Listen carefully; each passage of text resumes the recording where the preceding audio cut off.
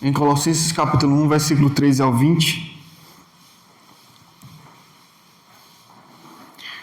Nós iremos meditar sobre o seguinte tema: Jesus Cristo e a sua missão. Exatamente, Jesus Cristo e a sua missão. Leiamos o texto da palavra do Senhor que nos diz: Ele nos libertou do império das trevas e nos transportou para o reino do Filho do seu amor, no qual temos a redenção, a remissão dos pecados.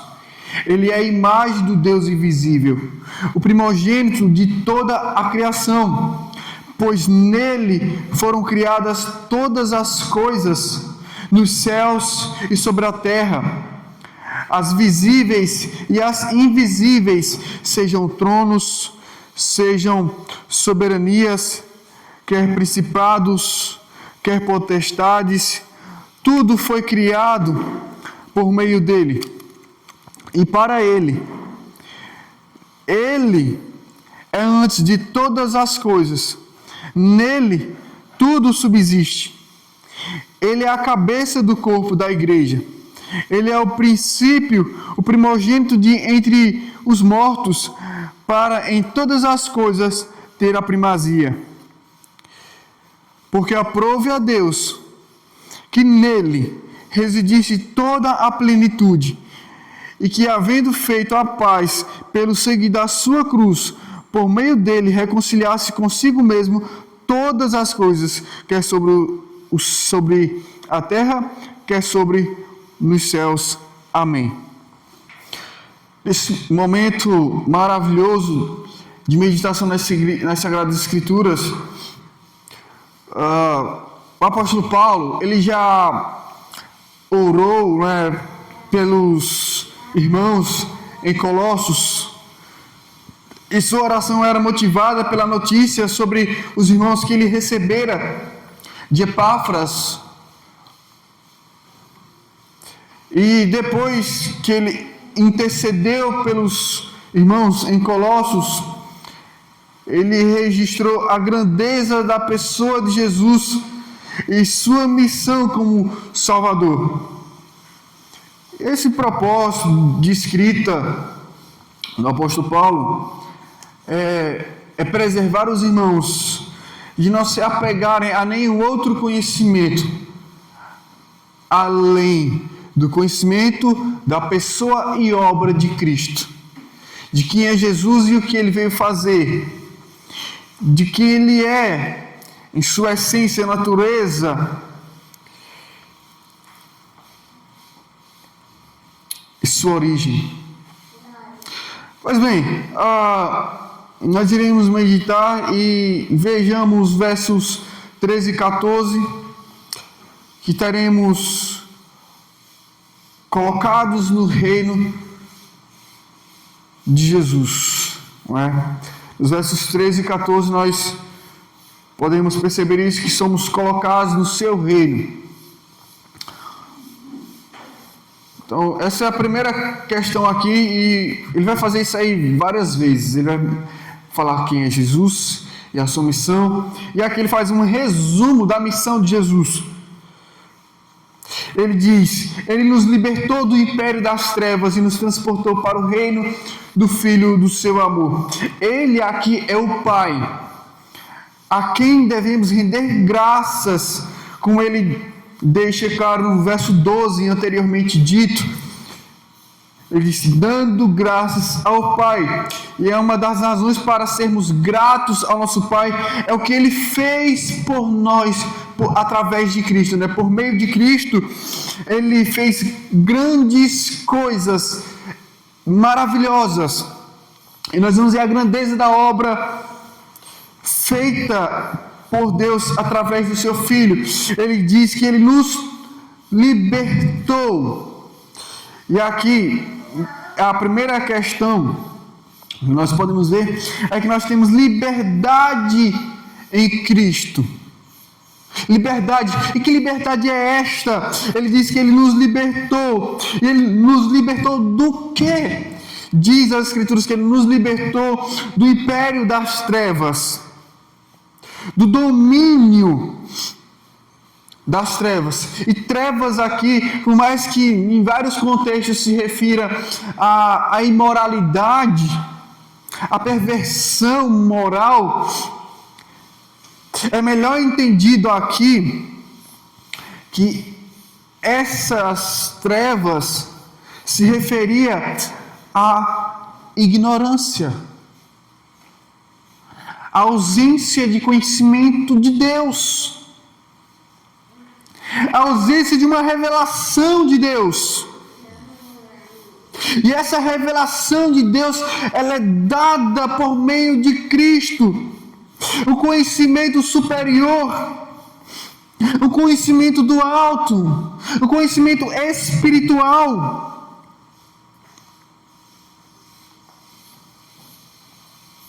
O Senhor Jesus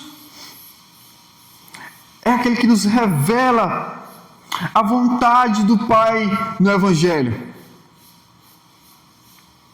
Nele, nós podemos perceber todas essas coisas. E Ele nos libertou desse domínio mental, domínio do conhecimento, domínio do entendimento, pela ignorância. E a ignorância não por ausência de qualquer conhecimento, mas por ausência do conhecimento de Deus.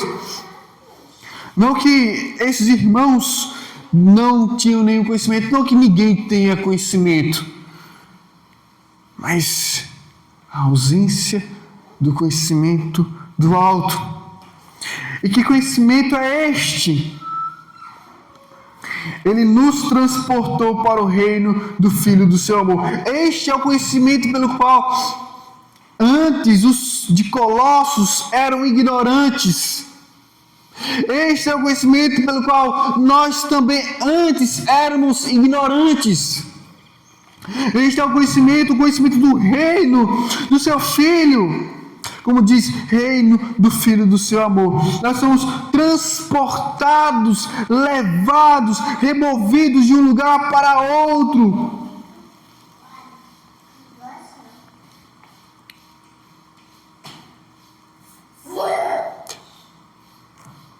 Removidos de uma situação onde há uma ausência do conhecimento do reino de Jesus Cristo, e onde nós somos tirados desta ignorância, da ausência dessa sabedoria de Deus, em ser justo e justificador de muitos, através desse reino estabelecido pelo seu Filho, o qual os evangelhos registram, em específico Mateus. O próprio Senhor Jesus, durante o seu ministério, ele vai dizer para os seus discípulos que a eles foi dado a conhecer os mistérios do reino.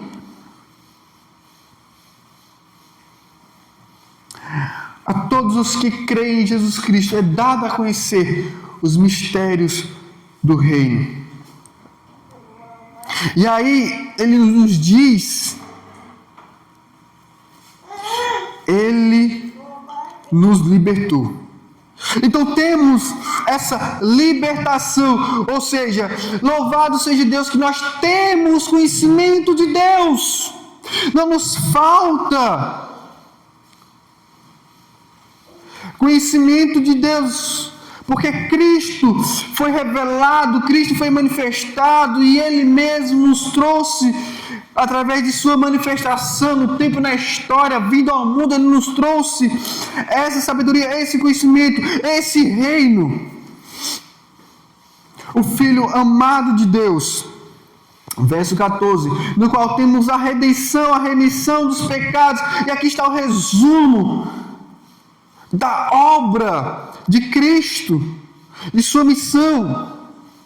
Pois através do seu reino, ele vindo ao mundo, anunciando o arrependimento dos pecados, nos trazendo este reino, para que crendo nele e recebendo esse reino, nós tenhamos esses benefícios. Quais?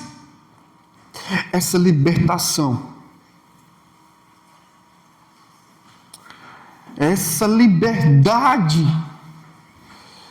de podermos conhecermos a Deus, de poder nos conhecermos e entendermos quem somos a partir do nosso Criador e a partir do que Ele fez por nós através do Seu Filho. E aí nos diz: temos a redenção. Veja que o reino do Senhor Jesus Cristo é um reino de redenção, é um reino de remissão. Quando fala de redenção, é um resgate. Essa é uma linguagem do Antigo Testamento, e o que nós podemos assemelhar com redenção é aquilo que Deus fez com o povo hebreu quando eram escravos no Egito. Ele trouxe uma redenção para aquele povo oprimido pelo governo egípcio. Ou seja, Deus os resgatou da escravidão. Então veja, a redenção, ela é praticamente um resgate. E aí, do que Ele nos resgatou? Ele nos resgatou primeiramente da ignorância. Ele nos resgatou da ignorância. E nos resgatando da ignorância, Ele nos resgata dos nossos pecados. Porque antes éramos alheios.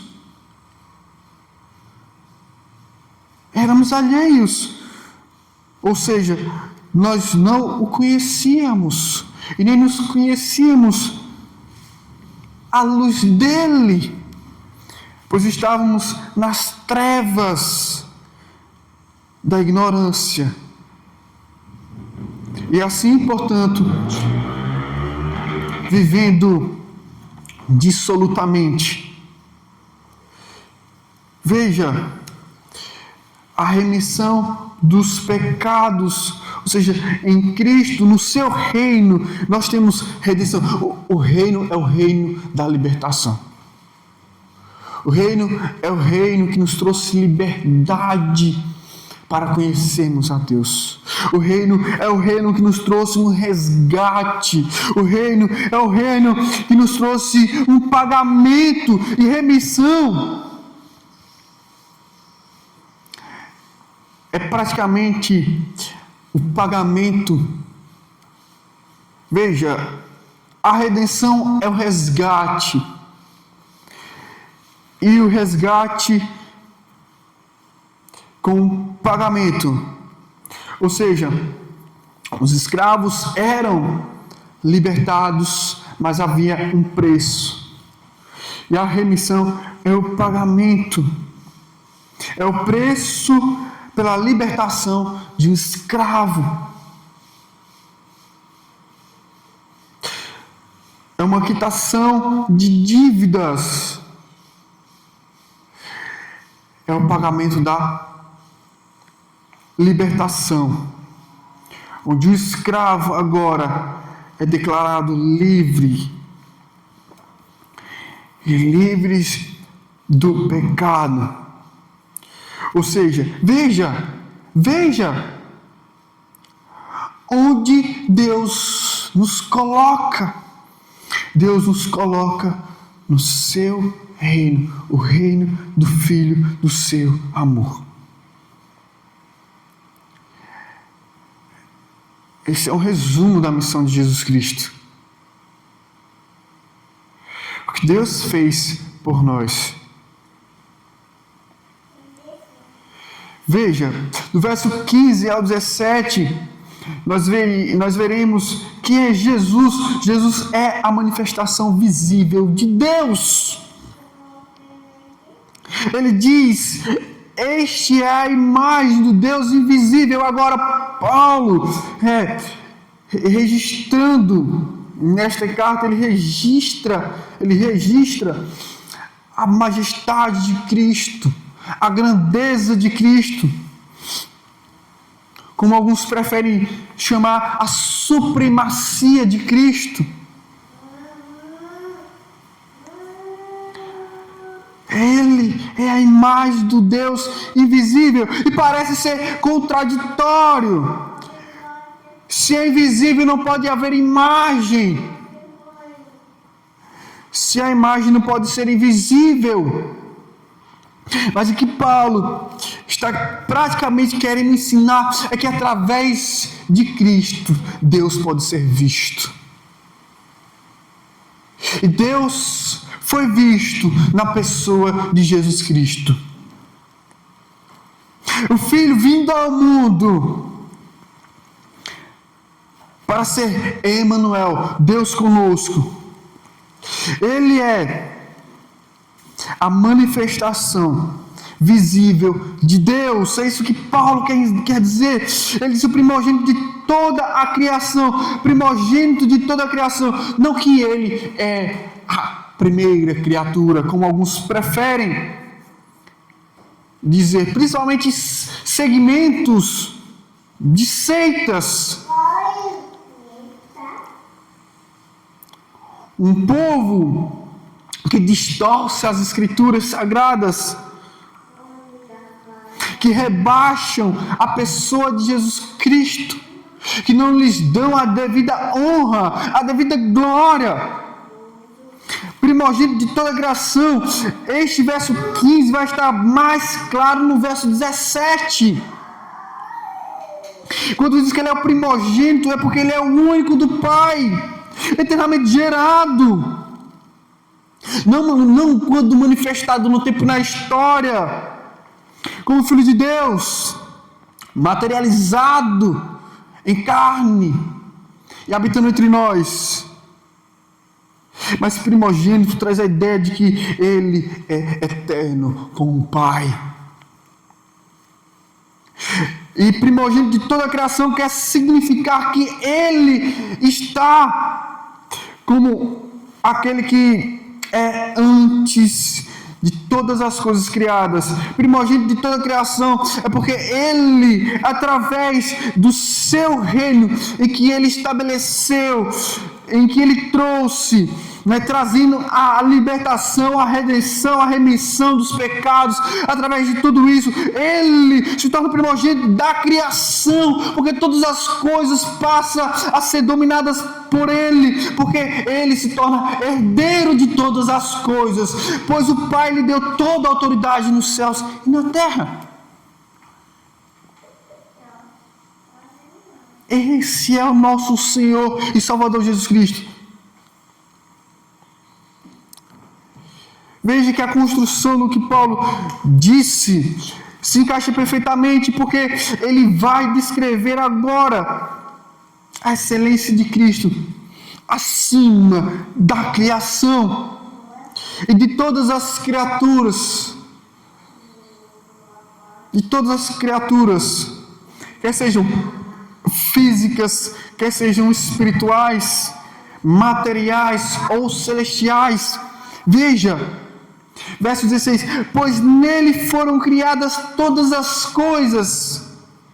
Veja que ele não poderia ser a primeira criatura, pois nele foram criadas todas as coisas, ou seja, ele é o meio pelo qual trouxe à existência todas as coisas, como Paulo diz, João também diz no seu evangelho, que sem ele nada do que foi feito se fez.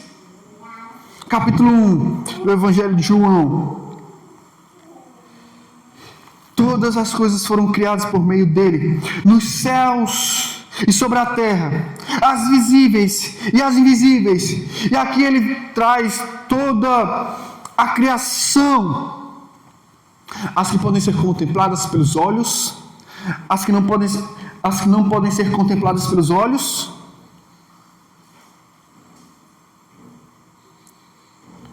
as materiais, as imateriais,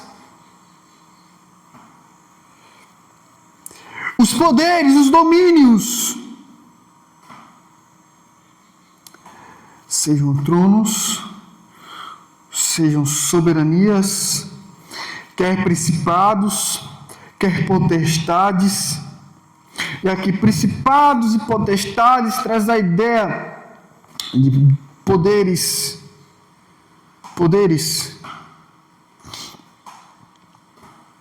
soberanias, tronos, governos. Então veja, todos os poderes e governos, quer sejam espirituais, se referindo a anjos, quer sejam humanos, se referindo à ordem, na sua criação, todas as coisas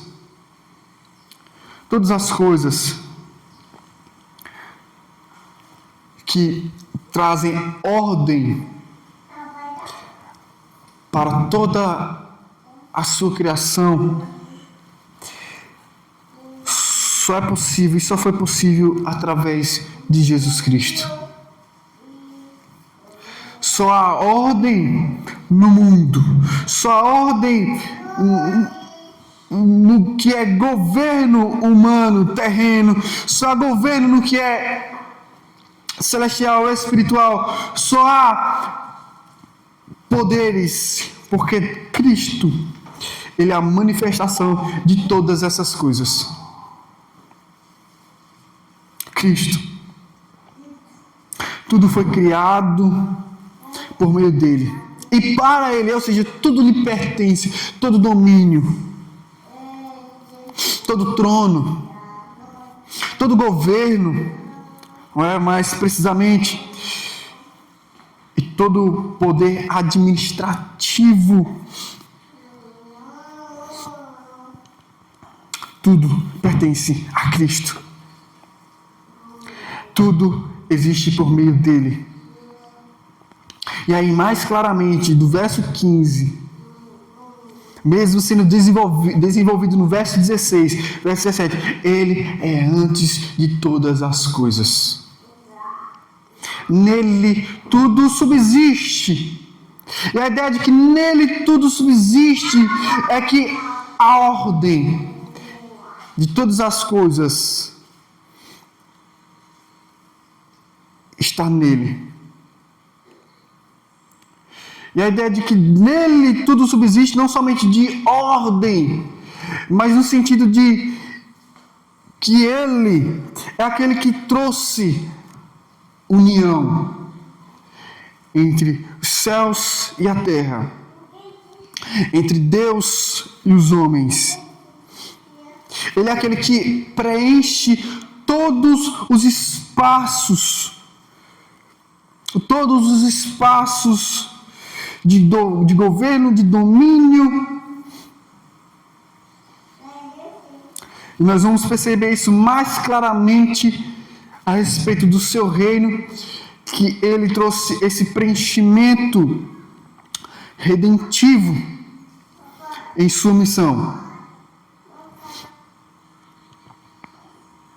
Nos versos 18 ao 20, nós teremos Jesus é o governador da igreja. Não é? Jesus Cristo e a sua missão. Nós vimos que somos colocados no seu reino. No verso 13 ao 14, Jesus é a manifestação visível de Deus. Verso 15 ao 17, está acima de toda a criação. E verso 18 ao 20, ele é o governador da igreja. Veja o verso 18. E aqui é onde vai trazer a ideia do que seria ele tudo subsistir, nele tudo subsistir, ou seja, ele ser aquele que fecha todas as lacunas, é aquele que preenche todas as coisas, e em que todas as coisas recebem o seu domínio e governo. Verso 18, ele é a cabeça do corpo da igreja. E a igreja é tratada como um corpo. E a igreja, se é o corpo, ela é o corpo de Cristo.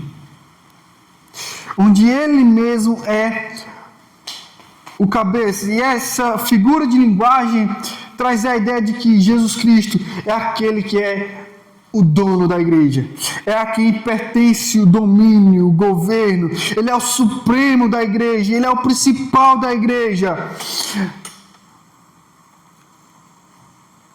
Ele é o supremo pastor da igreja. Veja, a ideia de que ele é o cabeça do corpo da igreja é a ideia de que há uma união entre Cristo e o seu povo.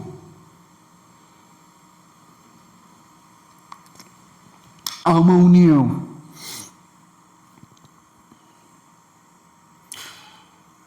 Ele é o princípio, ou seja, o início de todas as coisas. Não somente o início da igreja, não é? Porque veja, se bem que o contexto é de que se ele é o cabeça do corpo da igreja, ele é o princípio da igreja, ou seja, ele é aquele que trouxe a origem da igreja. Cristo foi que trouxe início à nova era e à era da igreja, a era do reino dos céus.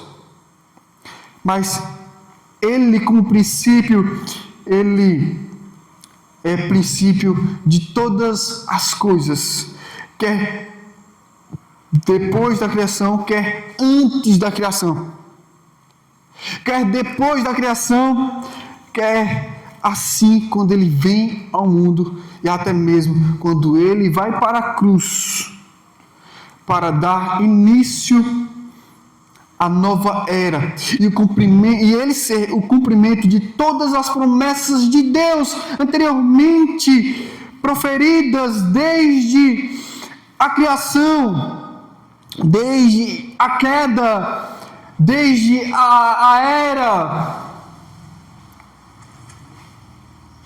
dos profetas, dos reis.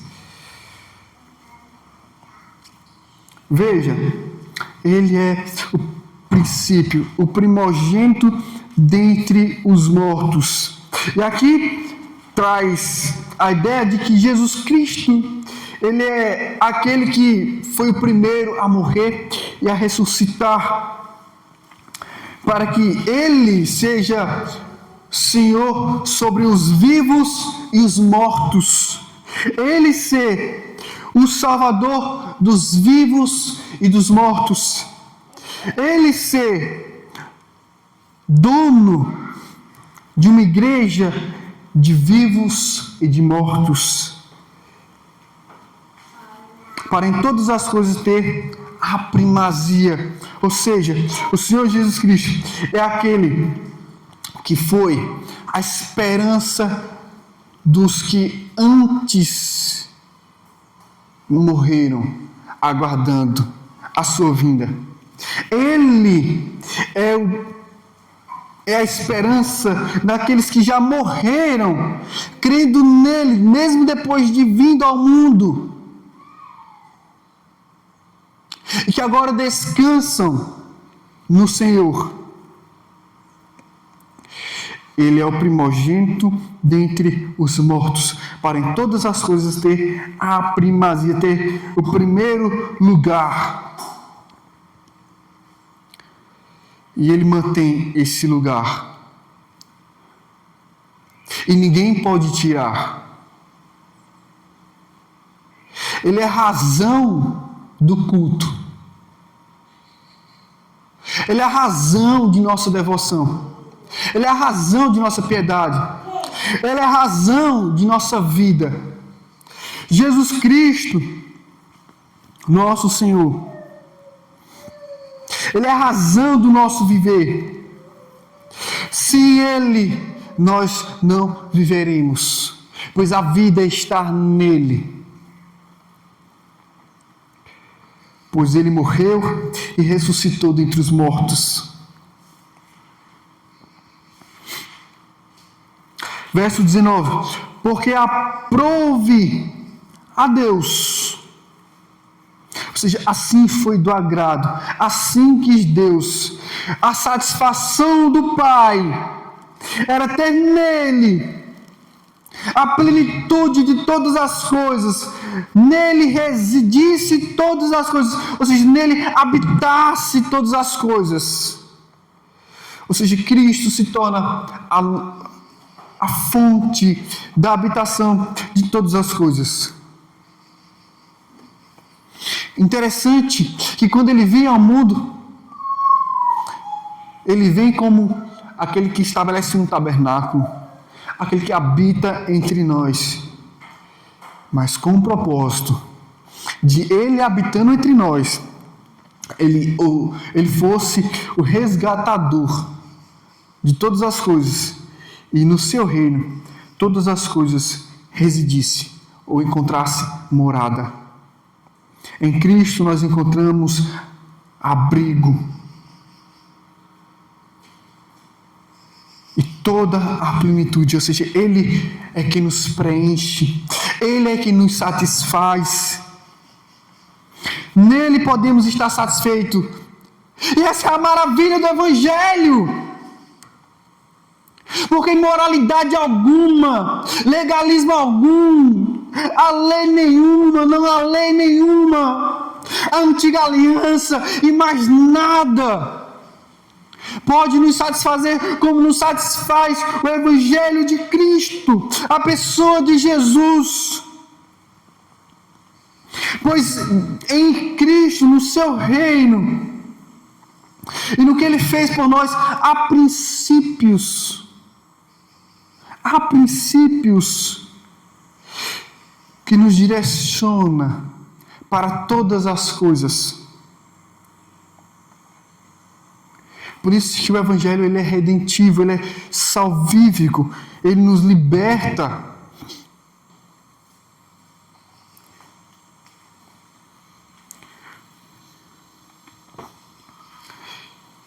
Porque o Evangelho preenche o nosso vazio. O nosso vazio, ele não é preenchido pelas nossas práticas, por aquilo que fazemos. Porque se fosse assim, seríamos legalistas, meros moralistas, meros praticantes de obras da lei.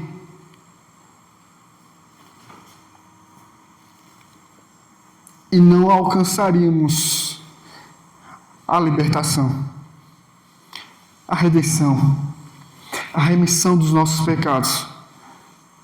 Somente por meio do Evangelho de Cristo somos preenchidos, e Ele preenche todas as coisas.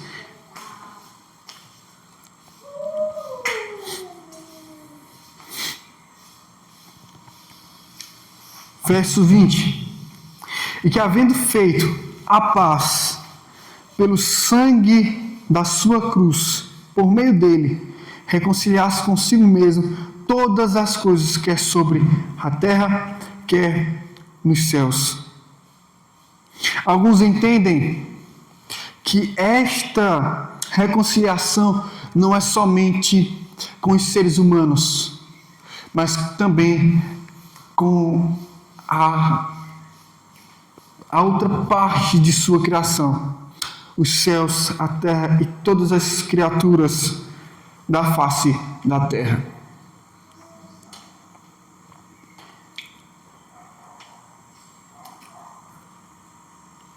Mas precisamente, pode estar se referindo àqueles que já morreram, quer seja na esperança de sua vinda, ou seja, da sua primeira vinda, a vinda messiânica, quer seja aqueles que morreram nele, já crendo nele, e aqueles que estão vivos agora. Veja que houve a paz pelo sangue de sua cruz. E aqui se referindo à sua morte lá na cruz. O sangue da sua cruz que estabeleceu a paz é a sua morte. Como está escrito em Romanos, capítulo 5. Romanos, capítulo 5, verso 1. Justificados, pois, mediante a fé, temos paz com Deus. Há uma paz com Deus estabelecida por meio da morte de Cristo. Efésios 2,16: reconciliar-se ambos em um só corpo com Deus por intermédio da sua cruz, destruindo por ela a inimizade. Fora de Cristo há uma inimizade com Deus. Fora de Cristo há rebeldia contra Deus. Fora de Cristo há uma ignorância, e há uma escravidão, e há uma vida nas trevas, e há uma perdição, e há uma morte eterna. Fora de Cristo, todos são inimigos de Deus. Mas Ele fez a paz através de sua morte. E todos aqueles que querem ter paz com Deus carecem da pessoa de Jesus e de sua obra redentiva. Todos que querem ter paz com Deus, não querem enfrentar o julgamento de Deus, o juízo de Deus, necessitam do Evangelho de Jesus Cristo.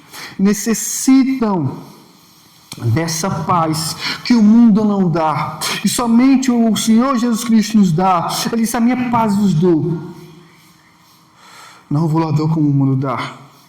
Pois a paz que Cristo nos traz é uma paz com Deus, independente das circunstâncias que tenhamos que enfrentar neste mundo. A certeza que temos é que não temos Deus, nosso Pai, como inimigo. Por meio dele, reconciliar-se, ou seja, a paz nos trouxe uma completa reconciliação. A paz não é somente que está tudo bem agora entre nós e Deus. Deus não me julgará, Deus não trará juízo sobre mim. Não é simplesmente isso. É uma aproximação, é uma reconciliação, é uma volta para Deus, é um ligamento com Deus, é uma união com Deus. É a proposta da religião, religar o homem com Deus. É a reconciliação. Através da morte do seu Filho, somos reconciliados com Deus. Podemos ter intimidade com Deus, relacionamento com Deus. Todas essas coisas por meio de Jesus Cristo e sua missão. O que isso nos ensina? Primeiro, que todas as necessidades nossas são supridas por meio de Jesus Cristo. Todas as necessidades. Quando eu digo todas as necessidades, é realmente aquilo que nós mais necessitamos. Ele é tudo o que qualquer pessoa precisa, principalmente para a salvação e vida eterna com Deus. As nossas necessidades físicas, materiais, também são supridas, mas ainda que não sejam supridas, ainda que tenhamos que passar por muitas necessidades físicas e materiais, ainda que não venhamos viver em abundâncias,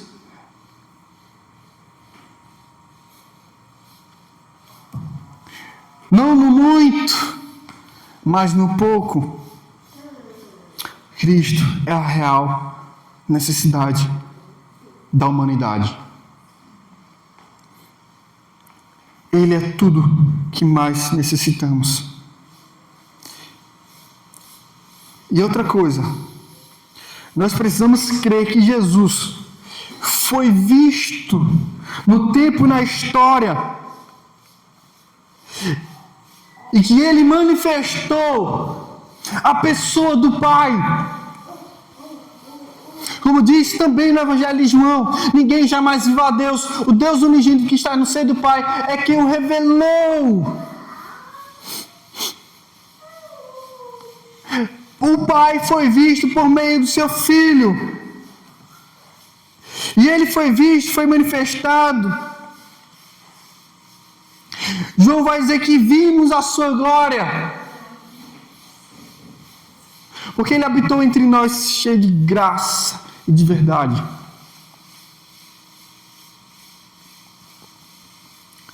Ele foi visto no tempo e na história. E um dia o veremos face a face. Nós que temos crido, como ele disse, após sua ressurreição, ele se encontra com seus discípulos. Tomé desconfia e ele diz: bem-aventurados aqueles que creem. Aqueles que creem sem ter visto, aqueles que não viram, mas creram. Bem-aventurados nós, que não vendo, mas crendo, aguardamos o dia em que ele se manifestará pela segunda vez em sua volta, para vermos ele face a face. E creia também que ele está acima de todas as coisas. Nós não precisamos conhecer outra coisa a não ser Ele. É Ele. E todas as coisas feitas por intermédio dEle. Pois quem tem o Filho tem o Pai. Quem conhece o Filho conhece o Pai.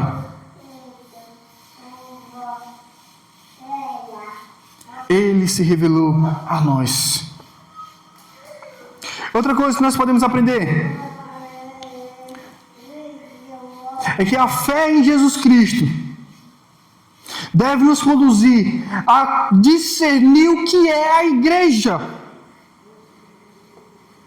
Creia em Jesus como o Senhor e Salvador. Nós precisamos crer como nosso Senhor e Salvador pessoal. E saber mais ainda que a igreja é o ajuntamento, é a congregação dos justos.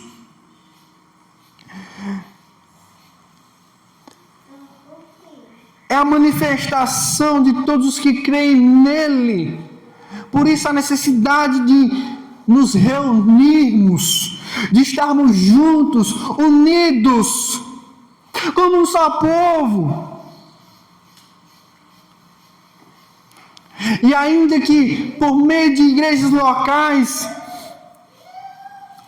possa ainda haver visivelmente uma separação, mas nós temos um só Espírito, um só Senhor, um só Deus e Pai, e por isso também uma só igreja, por meio de Cristo. Ele é o único dono da igreja. Líderes não são donos da igreja de Cristo. Nós não somos dominadores da igreja de Cristo.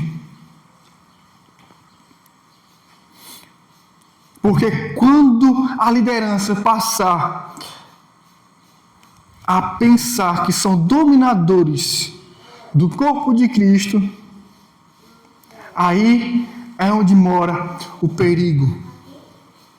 Porque destronizamos a pessoa de Cristo,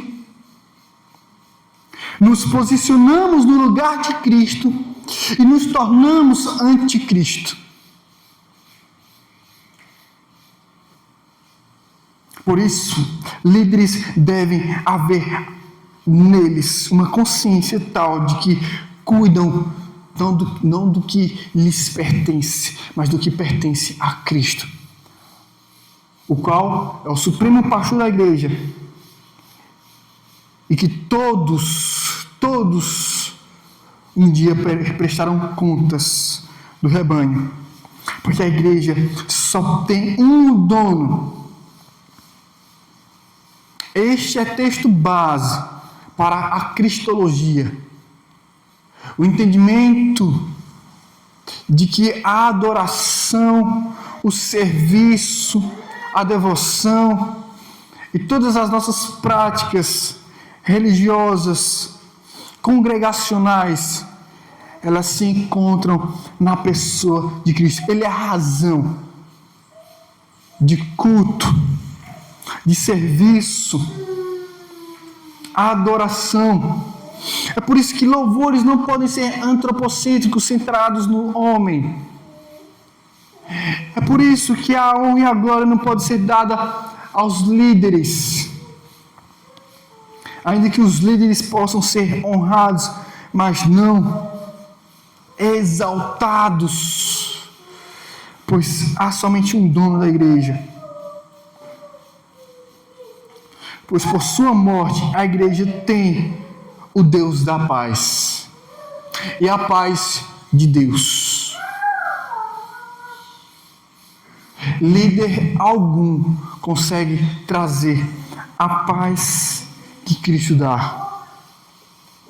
Nós podemos sermos anunciantes, podemos anunciar a paz de Deus com os homens, através de Cristo Jesus, o qual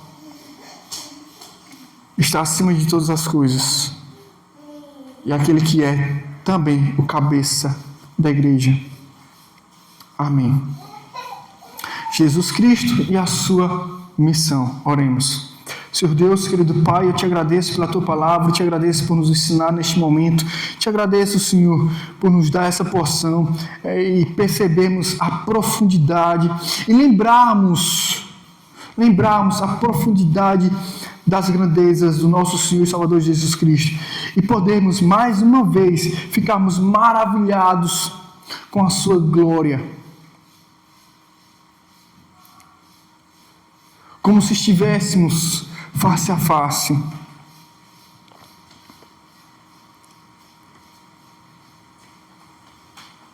Mesmo que ainda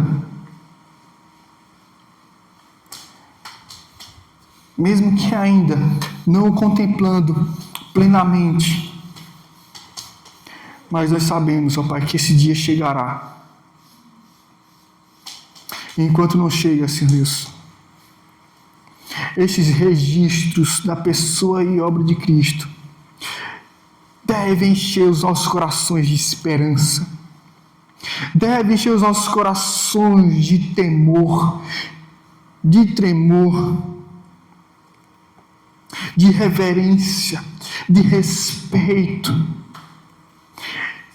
Este conhecimento, Senhor, a respeito da pessoa de Jesus e o que Ele fez por nós, deve nos conduzir a um arrependimento genuíno, a um abandono de pecados,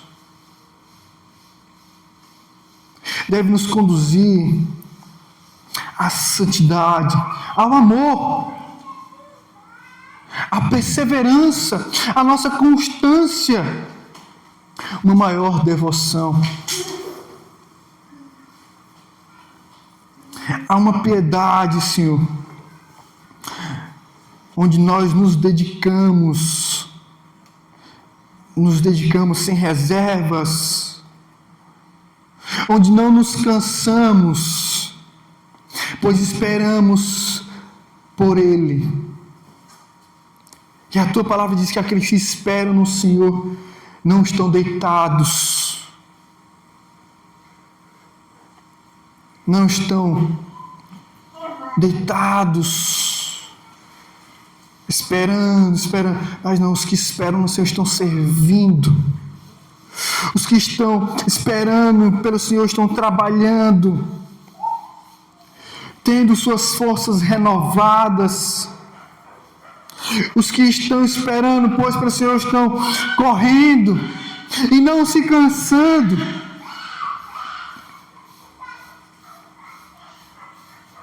Ajuda-nos, Senhor, a não sermos iludidos por qualquer entendimento e conhecimento, mas nos ajuda, Senhor, a ficarmos firmes naquilo que o Senhor já revelou para nós a respeito de Jesus e do que Ele fez por nós. Nos torna também anunciantes da pessoa de Jesus e da obra dele, principalmente no que Ele fez em nossas vidas. Esse é um dos maiores testemunhos. É Cristo sendo visto em nós, do que Ele fez por nós. Que jamais venhamos esquecer de onde Ele nos tirou. Como disse Paulo, Ele nos transportou do império das trevas. Éramos ignorantes, vivíamos em imoralidades, não conhecíamos a Deus. E se havia algum entendimento, era de ouvir falar. Mas agora os nossos olhos foram descortinados. As escamas que obscureciam o nosso entendimento caíram. Agora sim, Senhor. Agora sim, Senhor. Podemos ver. Éramos cegos, agora não mais. Éramos ignorantes, agora não mais. Vivíamos no pecado, agora não mais. Éramos inimigos, agora não mais. Quantas bênçãos, Senhor. Quão maravilhoso és Tu.